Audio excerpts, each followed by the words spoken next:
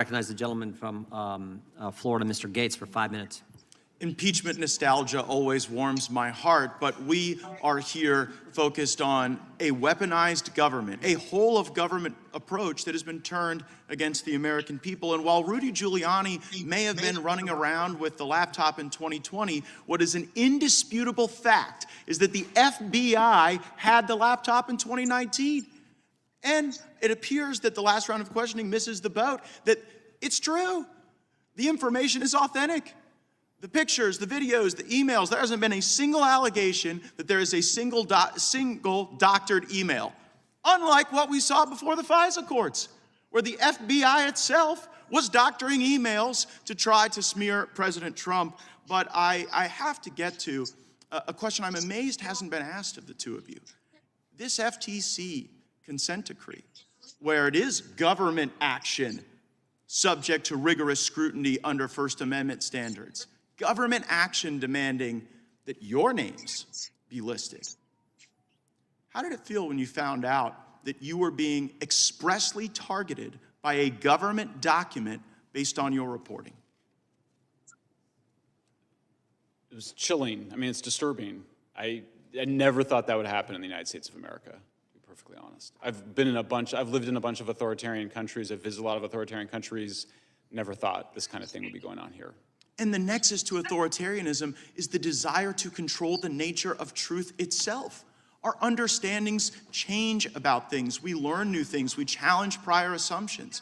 But if a bunch of people in Washington, D.C. get to decide what the truth is, and then enforce it on the country, and then punish and target those who report on their conduct, we are drifting more toward that. How did you feel, Mr. Taibbi, when you saw your name?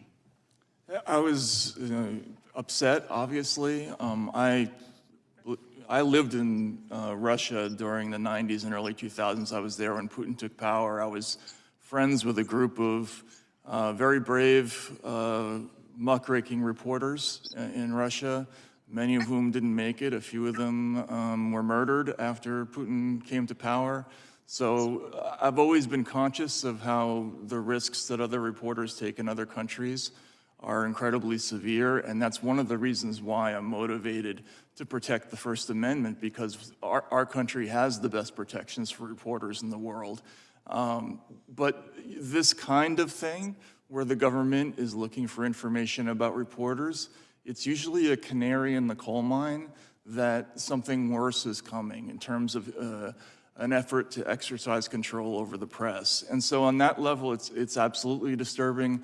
Also, the Aspen Institute report that we published today, talked about today in the Twitter Files thread, one of their recommendations was that the FTC be empowered to have unlimited power to search all data of private companies so that they could more freely and more accurately search the speech of ordinary citizens. So as we're trying to put downward pressure on the government's expanding authority to be able to engage in what we see mostly from dictatorships, what you're reporting and what you're observing is that actually they view this as a growth industry, the information business, right?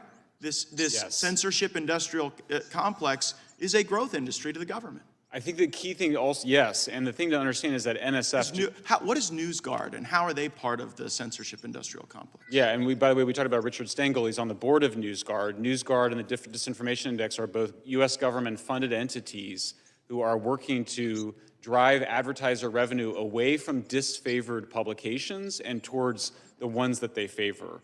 This is... Now, you know, what I'm used to in this town is government officials pick their favorite outlets and they give them the best scoops and they give them the best stories. And there's a fusion of media and government that has long made me uncomfortable. But what you're describing now is literally the directing of revenue to certain media companies over other media companies designed and implemented with U.S. government funding and support. That's right.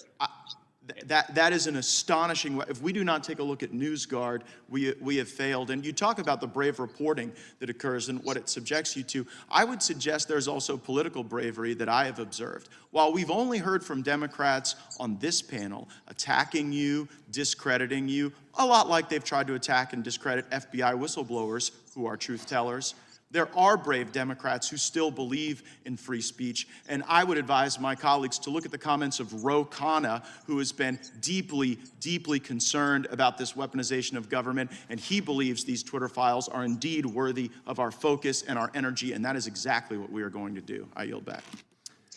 I think the gentleman would now recognize the